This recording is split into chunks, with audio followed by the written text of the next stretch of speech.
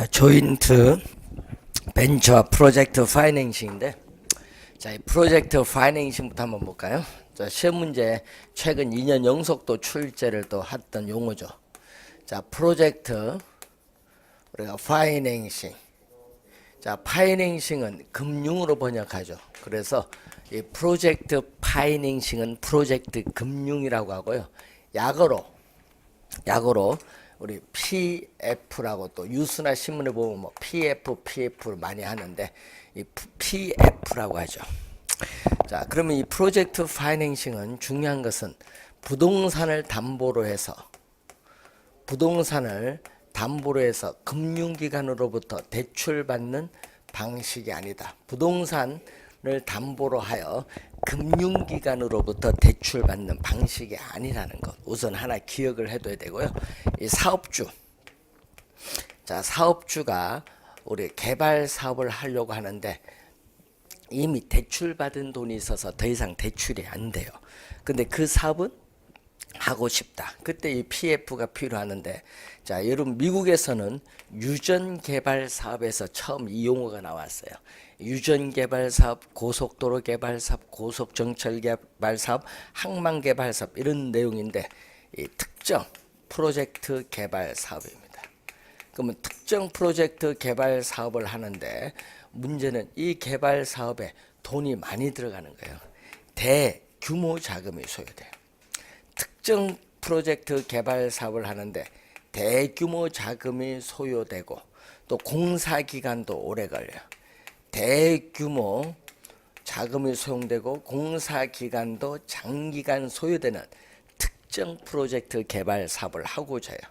근데 사업주는 이미 대출 받아서 할 수가 없기 때문에 사업주는 우리 별도의 방법을 동원해야 되는데 사업주는 출자를 하겠죠. 그래서 사업주와는 별도로 회계적, 법률적으로 독립적인 회사를 하나 만들어요. 이걸 프로젝트 시행회사죠. 회계적, 법률적으로 독립적인 회사를 하나 만드는 거다. 이 프로젝트 시행회사를 설립을 합니다. 자, 이때 이 특정 프로젝트 개발 사업으로부터 발생하는 이 미래의 수익성 또는 사업성이라고 하죠. 미래의 수익성 또는 이 사업성을 담보로 하는 거죠. 그러니까 부동산을 담보로 대출받는 방식이 아니라 특정 프로젝트 개발 사업의 미래의 수익성을 요걸 담보로 하죠. 담보로 프로젝트 시행회사, 이 프로젝트 시행회사에 있어서의 우리가 대차 대조표상의 부채, 이 시행회사의 대차 대조표상의 부채로서 회사의 채권을 발행해요. 이 회사채를 발행해서 개발 사업에 필요한 자금을 조달을 합니다. 그런데 문제는 이 회사채를 누가 인수하느냐, 이게 중요하죠. 이 대주단이 우리가 인수를 해야 되는데 A은행이 한 은행 인수하면 너무 위험이 높아요. 그래서 다른 은행과 인수를 같이 해야 되는데, 그래서 A은행이 주 간사은행이 되면서 이렇게 다른 은행들과 이렇게 협의를 해야겠죠. 그래서 회사채를 공동 인수한다. 이 회사채를 우린 대주단이 공동 인수하죠. 위험을 분산하기 위해서. 이것을 신디케이션 론이라고 하죠. 이 신디케이션 형태로 어떻게 돼요? 우리는 신디케이션 론 형태로 인수를 하게 됩니다. 자, 그러면 인수를 하면은 이 프로젝트 시행회사에 자금을 대출자 입장에서 대출해 주면은 이자를 받는데 이때 이자가 너무 높다는 얘기죠. 그래서 PF 프로젝트 파이낸싱 금리는 일반 기업의 대출 금리보다 보통 2배 이상 높아요. 예? 이렇게 높다. 그래서 PF는 높은 금융 비용을 수반한다는 또 문제점도 가지고 있습니다. 자, 그런데 이때 이 미래 특정 프로젝트 개발 사업으로부터 발생하는 이 미래의 현금 흐름. 자, 특정 프로젝트 개발 사업으로부터 발생하는 이 미래의 현금 흐름이 우리는 회사채를 발행했기 때문에 이 회사채에 대한 상환의 재원으로 보죠. 그런데 이 개발 사업이 망하면은 대주단은 프로젝트 시행회사가 가지는 자산이나 미래의 현금 흐름에 대해서만 원리금 상환을 요구할 수 있지 사업주에는 원리금 상환을 요구할 수 없죠. 그래서 사업주는 우리는 상환 청구권의 독립성을 가지고 있습니다. 비소구 금융을 원칙으로 해요. 그런데 이 개발 사업의 일정 부분 보증을 하면은 이 보증한 부분에 제한을 하죠. 그 보증한 부분에 제한을 둬서 그 보증한 부분에 대해서는 원리금 상환을 요구할 수 있는 것이 일반적이죠. 그래서 제한 소구 금융인 경우가 일반적. 뭐 작년에도 나왔지만 많이 출제되는 지문이죠. 자, 사업주는 프로젝트 시행회사가 조달한 자금을 가지고 이용을 하기 때문에 자신의 대차 대조표상에 부처하는 관련이 없죠. 그래서 장부 외에 자금을 융통하는 효과가 있어요. 부의 금융 효과가 있기 때문에 이전보다 채무를 수용할 수 있는 능력이 높아지죠. 자, 이것은 사업주가 가지는 장점. 자, 그리고 대주단은 여러 이해관계인들에게 위험을 분산하기 위해서 시공사인 건설회사, 원료 공급업자, 구매자, 국책사업일 경우엔 정부 등의 보증을 요구하기도 하고 보험 가입을 요구하기도 한다는 거죠.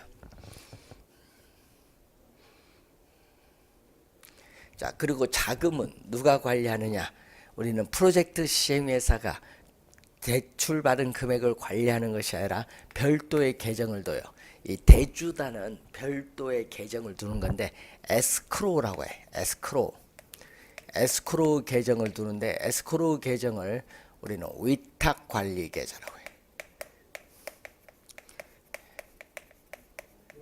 해. 요 계정을 둬서 여기서 우리는 현금 흐름을 통제를 하죠. 자금의 현금 흐름을 통제를 하는 거예요. 자금의 현금 흐름을 통제를 에스크로우 계정에서 하고 공사비를 우선 지급하도록 하죠. 그러니까 프로젝트 시행회사가 관리하는 것이 아니다. 별도의 계정에서 자금의 현금 흐름을 통제합니다. 작년에 정답 물었어요. 여기서. 자, 이런 우리가 내용이죠. 자, 이 내용에 있어서 우리가 관련해서 잘 기본적 개념 정도 잘 이해를 우리가 해두셔야 되는 그러한 부분입니다. 자, 그러면은 이 대주단이 이 개발 사업이 진짜 유망하다. 개발 사업이 유망하다. 이럴 경우에 지분 투자자 입장에서 진짜 유망할 경우에는 지분 투자자 입장에서 지분을 투자할 수 있거든요. 대출제가 아니라 그때는 프로젝트 시행회사와 공동으로 개발 사업을 수행을 합니다. 이 공동으로 이렇게 개발 사업을 수행하는 것을 조인트 벤처라고 하는데 조인트 벤처는 다수가 아니라 소수죠. 소수의 개인이나 기관 투자자로 구성된다. 소수의 개인이나 기관 투자자로 구성된 게 조인트 벤처. 소수의 개인이나 기관 투자자로 구성된다는 거죠. 자, 그래서 이제 여러분이 이 PF 요즘 개발 사업에 대해서 시험 문제에 또 자주 출제가 되는 부분이 되겠습니다.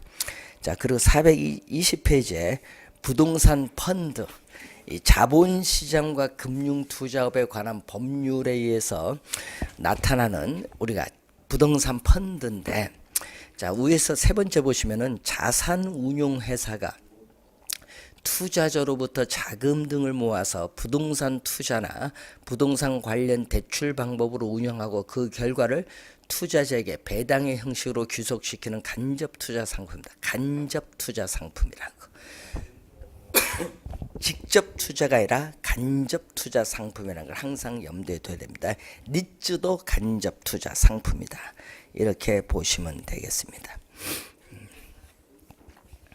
자, 여러분 교재에 부동산 개발로 갑니다. 459페이지.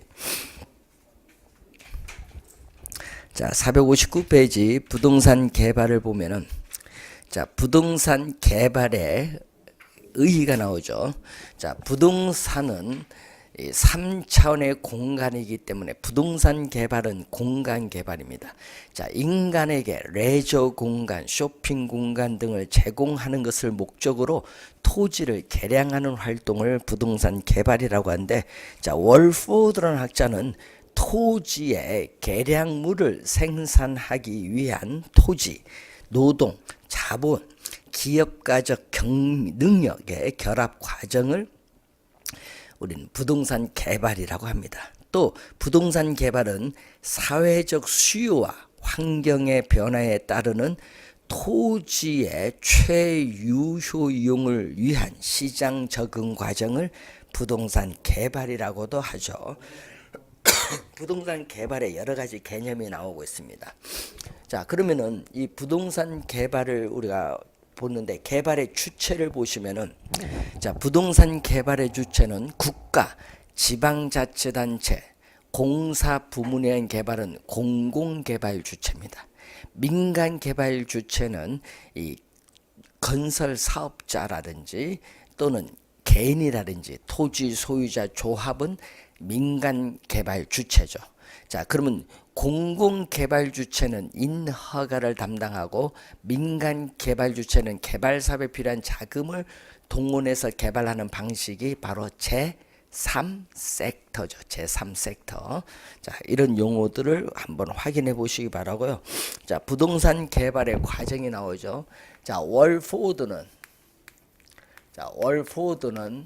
부동산 개발의 과정을 크게 7단계로 나오는데 이것을 2년 전에 또 한번 출제했었죠.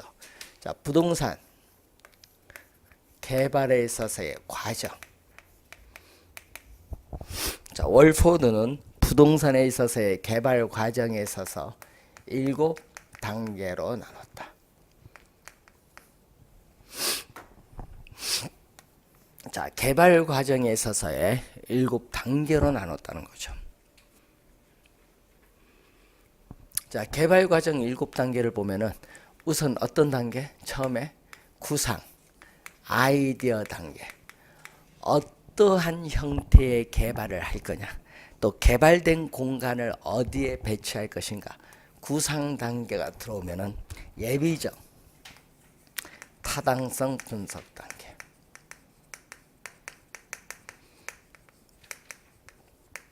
자, 개발 사업 아직 안 했거든요. 예비적이거든요.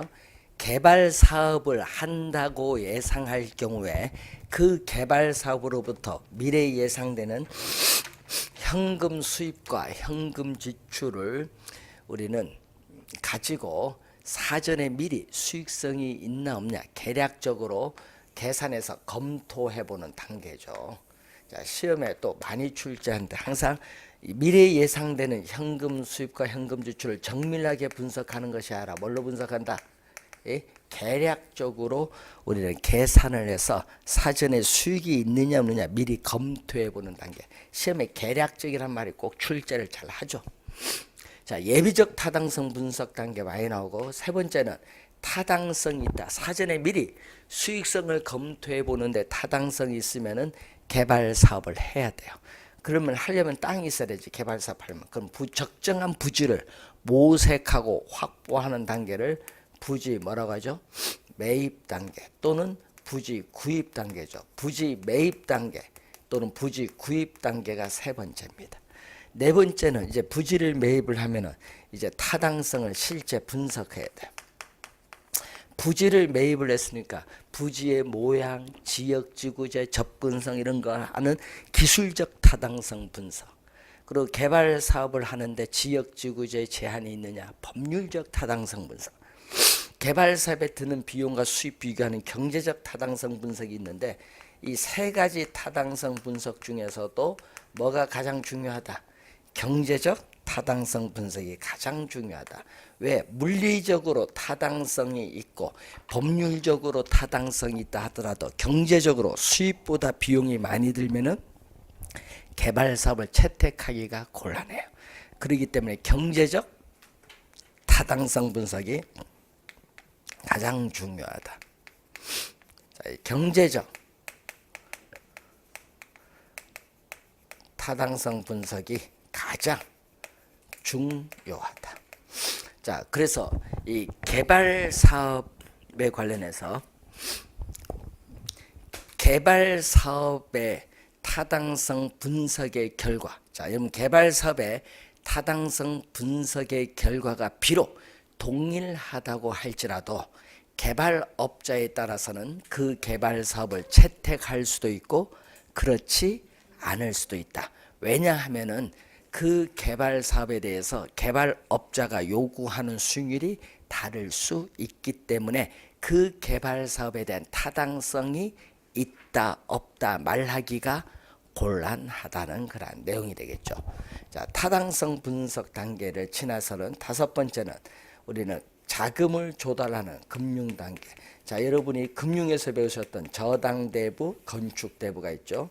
자, 금융 단계를 지나면 택지를 조성하는 건설 단계, 이 물리적인 공간을 창조하는 단계로서 마지막 일곱 번째가 마케팅, 조성된 택지를 분양하는 단계로 넘어오는 또 마케팅 단계. 자, 그래서 여기도 또 중요하죠. 자, 시험 문제는요, 이쪽이 중요한 거지 뭐. 마케팅 단계로 들어오는데, 자, 우리는 이 마케팅 단계에서 개발 사업이 성공했느냐, 여러분 개발 사업이 성공했느냐 실패했느냐 여부는 뭐에 달렸다? 그 개발 사업의 시장성 여부에 달려 있다. 이 시장성, 이 시장성을 뭐라고 하죠? 시장성은 이 개발된 부동산이 현재 또는 미래 시장 상황에서 매매 또는 임대될 가능성을 얘기하죠.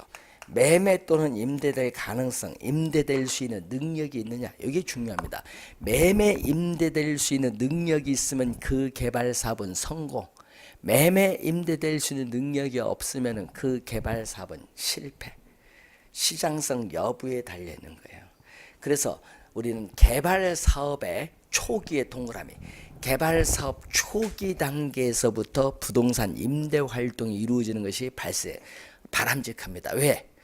공실률이 없이 안정적인 수입을 확보하기 위해서는 초기 단계에서부터 임대료를 어떻게 돼요? 우리는 임대 활동이 이루어지는 것이 바람직하다는 거죠.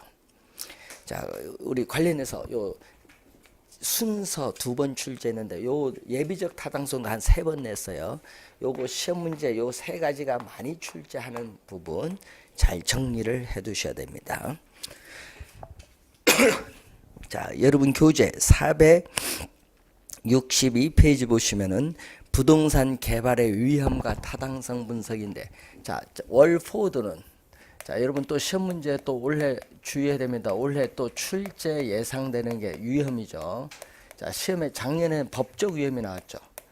자, 부동산 개발의 위험은 크게 3가지가 있어요.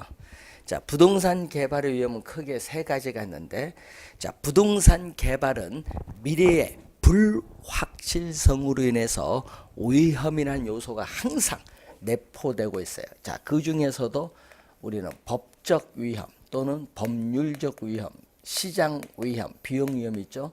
자, 법률적 위험은 이 법적인 측면에서 발생하는 위험인데 크게 2가지 측면에서 볼 수 있죠.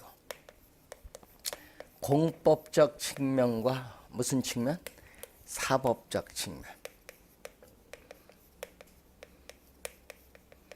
자, 공법적 측면과 사법적 측면에서 위험을 볼 수 있어요. 자, 그러면은 이 법률적 위험의 공법적 측면에서 대표적인 건 뭐죠? 우리는 토지 이용 규제죠. 그러면 토지 이용 규제의 대표적 수단은 바로 지역 지구제.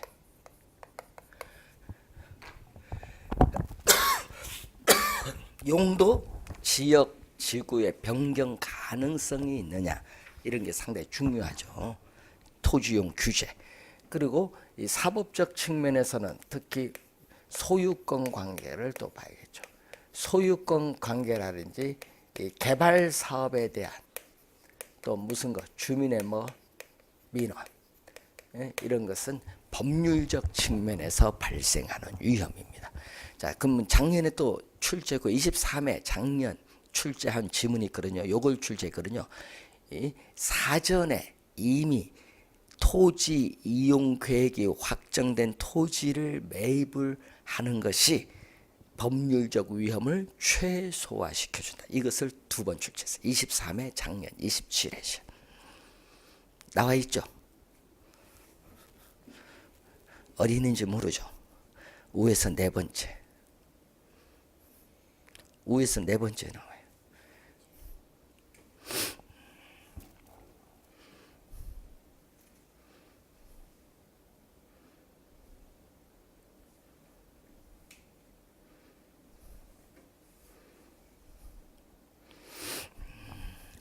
그 다음에 뭐가 있다? 시장 위험. 자, 시장 위험은 시장의 불확실성이 개발업자에게 지우는 부담입니다. 자, 여러분, 시장에서 공실률이 급격히 증가해서 임대료가 하락해서 임대료 수익률이 떨어진다든지, 또 분양이 100% 될 것으로 예측했는데 분양을 했더니 오히려 미분양이 증가한다. 이런 건 다 시장 위험이지. 예? 자, 그럼 시장 위험에 있어서 여러분이 거기에 보시면은 우리가 시장성 연구라는 게 나오죠. 자, 밑에서 한 10번째 보시면 이렇게 나오죠. 개발된 부동산이 시장에서, 자, 밑줄은 매매되거나 임대될 수 있는 능력을 조사. 이런 지문이 나오면 포인트죠. 매매되거나 임대될 수 있는 능력 조사 나오면 시장성이 붙어. 시장성 연구, 시장성이 나옵니다. 시장성 밑줄. 자, 그리고 이 시장성 연구는 부동산의 위치, 유형, 질, 양에 등에 따라 구체적으로 행해져야 되는데, 자, 그 또 밑에서 5번째 시장 연구가 나와요. 시장 연구란 특정 부동산에 대한, 자, 밑줄은 시장의 수요와 공급 상황을 분석하는 거. 요거는 시장 연구예요. 그래서 시장성 연구와 시장 연구가 다릅니다. 자, 그것을 염두에 두시고, 또 밑에 흡수율 분석이 있어요. 4번째, 시장에서 공급된 부동산이 1년 동안 시장에서 얼마만큼의 비율로 흡수되는가를 분석하는 것을 무슨 분석? 흡수율 분석. 그래서 64페이지 보시면은 흡수율 분석에 뭐가 나오죠. 자, 거기 보는 흡수율이 나오죠. 시장에 공급된 부동산이 단위 시간 동안 시장에서 흡수된 비율을 흡수율. 흡수 시간은 공급된 부동산이 시장에서 100% 완전히 흡수될 때까지 걸린 시간을 흡수 시간인데, 그래서 흡수율이 높을수록 흡수 시간은 멀수록 짧을수록 시장의 위험 부담은 뭐한다? 줄어들겠지. 예, 시장입니다. 시장 위험. 자, 흡수율 분석의 목적이 또 시험에 잘 나오죠. 자, 흡수율 분석의 목적은 부동산 시장에서의 과거 및 현재의 추세를 정확하게 파악을 해서 뭐죠? 미래의 흡수율을 예측. 이 미래의 흡수율을 예측하는 데 목적이 있다. 미래의 흡수율을 예측하는 데 목적이 있다.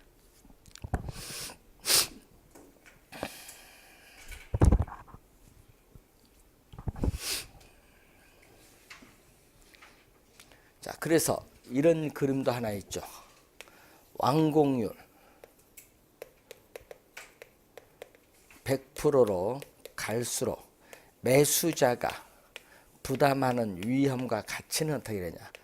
위험은 점점 완공률 100% 갈수록 줄어들고 부동산의 가치는 점점 높아지죠. 자, 초기에는 위험이 높기 때문에 높은 할인율로 할인한 부동산 가치는 낮아요. 완공률 100% 갈수록 가치는 높고 위험은 낮다는 것을 우리는 그림을 통해서 또 확인을 할 수 있어요. 마지막 비용 위험. 자, 여러분 비용 위험은 여러분이 인플레이션이 발생을 하면은 어떻게 물가가 상승하기 때문에 뭐 건축비라든지 인건비가 상승을 하잖아요. 인플레이션이 발생을 할수록 또 공사 기간이 길수록 공사 기간이 길면 길수록 뭐가 커진다. 비용상의 위험은 점점 커진다. 무슨 위험? 비용 위험이 커지는 거야.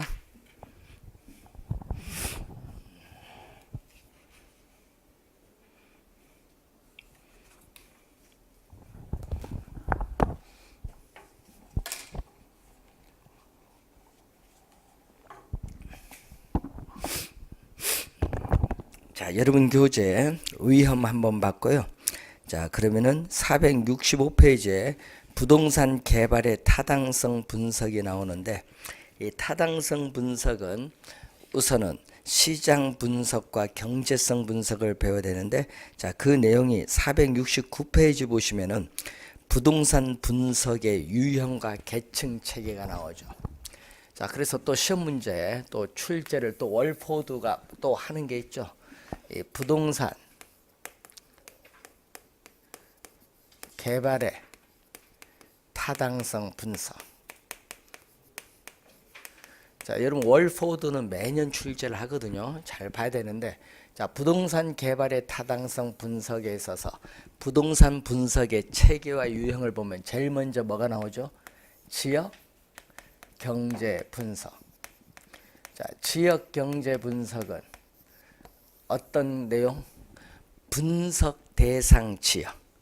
분석 대상 지역의 모든 부동산, 여러분 여기 모든이 나와요. 분석 대상 지역의 모든 부동산의 수요와 시장에 영향을 미치는 요인을 분석, 확인, 예측하는 작업인데, 우린 분석 대상 지역의 인구라든지 고용, 소득 등의 총량적 지표를 가지고 분석을 해요. 자, 그러면 이 지역 경제 분석을 토대로 해서 두 번째 나타나는 게 바로 뭐냐 하면 시장 분석이 나타나. 두 번째는 시장 분석이 나타난다. 시장 분석은 어떻게 모든이 아니라, 여기는 특정, 모든이 아니라 특정. 이번은 모든 부동산이 아니라 뭐 특정, 예를 들면 상업용, 이렇게 특정 유형의 부동산, 특정 유형의 부동산에 대한 뭐 수요와 공급 상황을 연구 분석을 해서 전반적인 가격 수준과 가격 수준의 동태적 경로를 분석하는 작업을 얘기해요. 그래서 분석 대상 지역의 범위를 우리는 상권으로 표현하는데, 이 상권의 범위를 보면은 이 개발된 부동산의 수요의 대체성, 그리고 경쟁 부동산의 공간적 분포와 밀접한 관련을 맺고 있고요. 이 수요자의 인구, 경제학적인 특성에 따라 전체 수요자 집단을 여러 개의 집단으로 나눈 것을 시장 세분화하고, 또 공급되는 제품의 특성에 따라서, 자, 공급되는 제품의 특성에 따라서 우리는 시장을 차별화를 해요. 또 시장을 여기서는 뭐 한다? 차별화하죠. 자, 이런 용어들이 나오는 것은 어디서 나오는 거? 이런 용어는 시장 분석에서 나오는 거. 자, 그러면 이 지역 경제 분석과 시장 분석을 토대로 해서 세 번째 나온 게 무슨 분석? 시장성 분석. 자, 여기서 주의할 것은 시장 분석과 시장 분석은 동일하지 않다. 동일하지 않죠. 시험에 많이 나오거든요. 작년에 또 시장성 분석 또 출제했어. 작년 시험에. 요 시장성 분석이요. 시험에 단골이야. 이 시장성 분석은 시험에 단골. 시장성 아까 나왔죠. 매매 임대될 가능성. 자, 개발된 부동산이 현재나 미래의 시장 상황에서 매매 또는 임대될 가능성 정도를 분석하는 게 무슨 분석? 시장성 분석. 그래서 시장성 분석에서 우리는 뭐가 나타난다? 흡수율 분석을 하죠. 아까 흡수율 분석 설명을 했으니까. 자, 그래서 이러한 시장성 분석이 나타나는데, 자, 470페이지 보시면 중간에 1번에 주어진 입지에서 개발 형태에 따르는 수요자의 선호와 경쟁 환경을 분석하여 개발 사업의 시장의 흡수율, 분양 실적을 극대화하는 토지의 최유효용에 대한 연구 작업인데, 특히 2번이 시험 문제에 많이 출제됩니다.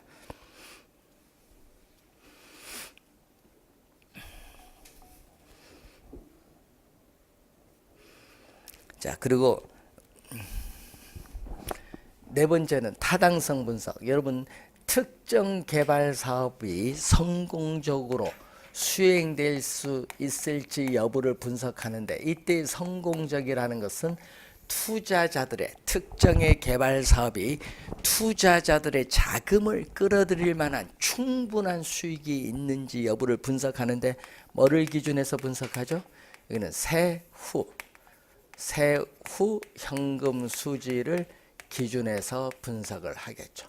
그래서 최종적으로 투자를 할 것이냐 안 할 것이냐 여부를 분석하는 투자 분석. 자, 요 순서를 묻는 것은 17회 시험에 출제했죠. 15회, 16회, 17회 계속 출제를 하고 있죠. 그래서 여러분 매년 출제를 거의 하다시피 하는 문제입니다. 자, 우리는 학자에 따라서는 이 세 개와 이렇게 두 개를 묶는데, 이 세 개를 학자에 따라서는 뭐를 묻는다? 시장 분석. 시장 분석. 그래서 부동산 개발의 타당성 분석은 시장 분석을 먼저 해요. 그래서 시장 분석이 무슨 분석? 먼저 하니까 선행 분석. 그럼 이 시장 분석에서 구한 자료를 토대로 해서 경제성 분석이 이루어지기 때문에, 경제성 분석은 나중에 하니까 무슨 분석이는 후행 분석. 후행. 선행 분석은 시장 분석, 후행 분석은 경제성 분석이다. 자, 그럼 시장 분석은 우리는 특정의 개발 사업이 시장에서의 채택 가능성 여부. 자, 특정의 개발 사업이 시장에서의 채택 가능성 여부, 채택 가능성 여부를 평가하기 위해 고안된 것이 시장 분석이라면은, 경제성 분석은 특정 개발 사업의 뭐를? 수익성 여부. 자, 이 수익성 여부를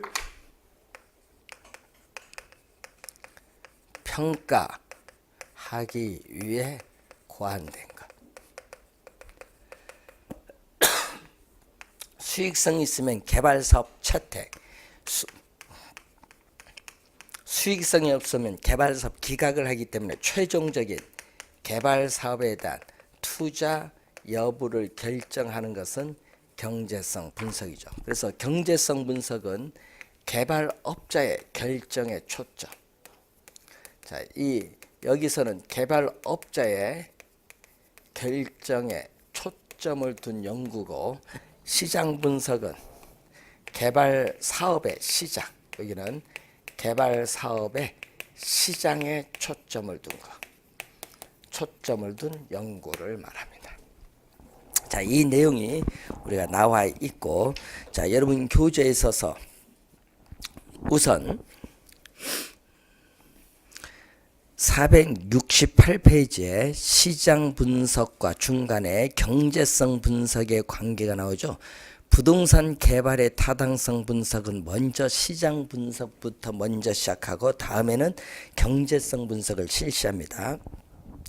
자, 특정한 개발업자가 투자 의사결정을 하기 위해 필요한 모든 정보를 제공하는 데 목적이 있는 시장 분석에는 개발사업이 안고 있는 물리적, 법적, 경제적, 사회적 제약 조건에 대한 분석도 포함되고 있습니다. 자, 이 경제성 분석은 시장 분석의 결과 주어진 자료를 토대로 개발사업에 대한 최종적인 투자 여부를 결정하는 것을 말하는 그러한 개념이 되겠습니다. 자, 그런 내용을 한번 보시고 466페이지 보시면은 시장 분석의 역할이 나오죠. 466페이지에. 자, 시장 분석은 주어진 부지를 어떠한 용도로 이용할 것인가를 결정하는 역할을 한다. 토지 이용이 특정 부지의 용도에 미치는 영향을 고려해야 됩니다. 또 특정 용도에는 어떤 부지가 적합한가를 결정해주는 역할도 하고 또 주어진 자본을 투자할 대안을 찾는 투자자를 위해서 시장 분석이 수행되어지기도 하고 이 타당성 분석은 개발 사업뿐만 아니라 우리는 기존의 개발 사업에 대해서도 행해진다. 여러분 새로운 개발 사업을 추진할 때 기존의 개발 사업이 현재 시장에서 어떤 위치를 차지하고 있는가 그걸 아는 것도 상당히 중요한 내용이 되겠죠. 자, 요 관련해서 월포드 얘기가 시험 문제 우리가 많이 출제를 하는 내용입니다. 자, 471페이지 보시면은 부동산 개발의 유형이 나오는데 자, 거기 보면 신개발과 재개발로 나눠지고요. 472페이지 보시면은 자, 재개발 시행 방법에 따라 보전 재개발, 수복 재개발, 개량 재개발, 철거 재개발인데 영국이나 미국 등의 선진국에서는 이 수복 개량 재개발을 주로 우리 중시를 하고 있다 얘기죠. 자, 그리고 그 밑에 도시 및 주거환경정비법에 의한 정비사업 종류 요거 작년에 출제를 했었죠. 6가지 있어요. 주거환경개선사업, 주택재개발사업, 주택재건축사업, 도시환경정비사업, 주거환경관리사업, 가로주택정비사업이 있는데 자, 여러분 주거환경개선사업 보세요. 도시에 저소득 서민이 집단으로 거주하는 지역으로서 정비 기반 시설이 극히 열악합니다. 극히 열악하고 노후 불량 건축물이 과도하게 밀집한 지역에서 주거 환경을 개선하기 위해서 시행하는 사업은 주거 환경 개선 사업이고 위에 주거 환경 개선 사업에서 극히 열악해서 극히가 없어져. 정비 기반 시설이 열악하고 노후 불량 건축물이 과도하게 없어져 밀집한 지역에서 주거 환경을 개선하기 위해서 시행하는 사업은 주택 재개발 사업. 그럼 주택 재건축 사업은 재개발 사업에서 정비 기반 시설 열악을 뭘로 바꾸면 돼? 양호 하나 노후 불량 건축물이 밀집한 지역에서 주거 환경을 개선하기 위해서 시행하는 사업이 주택 재건축 사업. 자, 도시 환경 정비 사업을 보면은 상업 지역, 공업 지역 등으로서 토지의 효율적 이용과 우리는 도심 또는 부도심 등 도시 기능이 회복이 필요한 지역에서 도시 환경을 개선하기 위해서 시행하는 사업을 도시 환경 정비 사업이라고 하고 작년에 출제된 주거 환경 관리 사업이 나오죠. 단독주택 및 다세대 주택 등이 밀집한 지역에서 정비 기반 시설과 공동 이용 시설의 확충을 통해서 주거 환경을 보존하고 정비하고 개량하기 위해서 시행하는 사업입니다. 자, 가로주택 정비 사업이죠. 노후 불량 건축이 밀집한 가로구역에서 종존의 가로를 유지를 하면서 소규모로 주거 환경을 개선하기 위해서 시행하는 사업. 요거는 여기는 어떻게 주택 우리가 정비 사업 요즘에 많이 하고 있는데 이때 이게 뭐가 어려워요? 가로주택 정비 사업일 경우에는 노후 불량 건축물 철거가 어려워서 가로주택 정비 사업을 또 하는 겁니다. 자, 우선 작년에 개념을 출제합니다. 우리 개론에서는 개념입니다. 6가지 있다는 걸 염두에 좀 두시고 우리가 잠시 쉬고 부동산 개발 방식 유형부터 또 보도록 하겠습니다.